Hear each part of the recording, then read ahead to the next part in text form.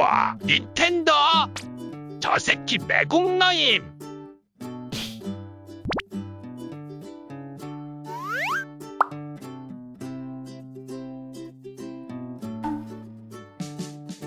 일본의 비디오 게임 기업인 닌텐도에서 근무하던 두 명의 남자 에구치 카즈야와 노가미 이사시는 1998년 6월 새로 준비 중인 게임 기획서를 회사 임원진들에게 선보였습니다. 하지만 기획서를 본 임원들의 반응은 아주 냉담했는데 이 게임은 엔딩도 없고 무언가를 이뤄내는 목표도 없는 말 그대로 아무것도 하지 않아도 되는 게임이었습니다. 당시 인기 있던 게임들은 어려운 장애물을 피해 목표까지 도달하는 플랫폼 게임이나 몬스터를 잡고 아이템을 얻어 성장하는 롤플레잉 게임이었는데 얘네보다 참신하고 어려워도 모자랄 판국에 아무것도 하지 않아도 되는 게임을 내놓은 이들에 대한 임원진의 냉담한 반응은 어찌 보면 당연했습니다. 높으신 분들의 반응이 워낙 차갑다 보니 이 게임은 기획 단계에서부터 무산되는 듯 보였지만 딱 한 사람만이 이 게임에 긍정적인 반응을 보였습니다. 이 사람의 정체는 닌텐도의 새로운 사장으로 갓 취임한 이와타 사토루였습니다. 모두가 저런 게임을 대체 누가 사냐고 무시할 때 이와타 사토루는 꽤나 재미있어 보이는 게임이라며 흥미로운 반응을 보였고 사장의 한마디로 인해 엎어질 뻔한 이 게임은 본격적인 개발에 들어갔습니다. 기획 단계부터 순탄치 않았던 이 게임은 2001년 4월 14일 마침내 세상에 나오게 되는데 아무것도 하지 않아도 되는 이 게임의 이름은 동물의 숲입니다. 동물의 숲은 발매 당시 기기 성능의 한계 때문에 기존에 계획했던 수많은 컨텐츠들을 포기해야 했고 낚시를 하거나 이웃과 대화하는 것밖에 없는 이게 게임인가 할 정도로 부족한 컨텐츠로 출시되었습니다. 애초부터 흥행에 대한 기대가 크지 않은 데다 컨텐츠마저 아무것도 없다 보니 20만 장이란 적은 물량만 찍어낸 채 발매하였는데 이마저도 다 팔리긴 할까 하는 걱정과는 다르게 동물의 숲은 어려운 게임을 선호하지 않던 여성 유저들에게 엄청난 인기를 끌게 되었고 빠르게 입소문을 타 초기 물량 20만 장이 모두 완판되었습니다. 동물의 숲의 가능성을 몸소 체험한 닌텐도는 8개월 후 부족한 컨텐츠를 보완한 동물의 숲 플러스를 발매하였고 이 역시도 흥행에 성공했습니다. 2002년 9월 15일엔 애니멀 크로싱이란 이름으로 해외에까지 출시되었는데 미국에서만 190만 장이 팔리고 전 세계적으로 315만 장이 팔리며 이 역시도 대성공을 거두었습니다. 2007년 12월 6일 발매된 놀러오세요 동물의 숲까지 전세계 1175만 장을 팔아치우며 동물의 숲의 인기는 영원할 것처럼 보였지만 1년 뒤 발매된 타운으로 놀러가요 동물의 숲을 시원하게 말아먹으며 위기에 빠집니다.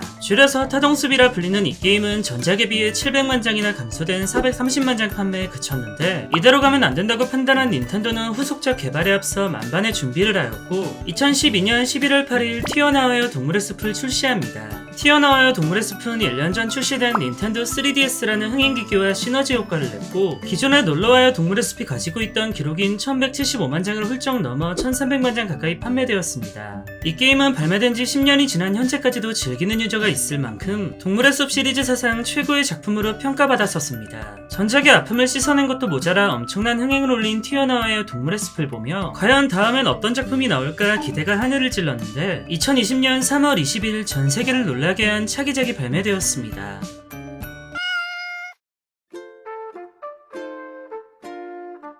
이 게임의 타이틀은 모여봐요 동물의 숲으로 발매 전부터 동물의 숲의 차기작이란 이름값 때문에 세계적으로 기대를 받았고 발매가 되자 우리나라를 포함하여 2020년 한 해를 뒤흔들었습니다. 그 당시는 지금도 우리를 괴롭히고 있는 코로나19가 한창 악명을 떨칠 무렵이라 이 시기 때문에 반강제적으로 집에만 있는 시간이 많아진 사람들에겐 집에서 즐길 수 있는 동물의 숲이 적지 않은 위로가 되었습니다. 모여봐요 동물의 숲의 판매량은 현재까지 무려 3760만 장으로 인기작인 놀동숲과 튀동숲을 합친 것보다도 판매량이 높은데 발매 2년이 지난 지금도 식지 않고 수많은 사람들이 즐기고 있습니다. 그런데 이 게임은 우리나라로 넘어오면서 다소 이상한 방향으로 변질되었는데 낚시를 하거나 나무를 캐는 힐링 게임이 아닌 일단 돈 벌면서 빚을 갚는 것이 첫 번째 목표가 되었고 게임에 등장하는 동물들은 성격이나 말투를 제외하고는 어떠한 기능적인 차이가 없지만 외모가 못생겼다는 이유로 수많은 동물들은 잠자리채로 얻어맞으며 쫓겨났습니다. 저 또한 어쩔 수 없는 한국인이라 일주일 만에 수십 번의 계절을 겪어가며 돈부터 벌었습니다. 비록 게임의 취지는 느긋한 힐링 게임이지만 자기만의 방식대로 재밌게 힐링이 되었으면 사실 그게 정답입니다.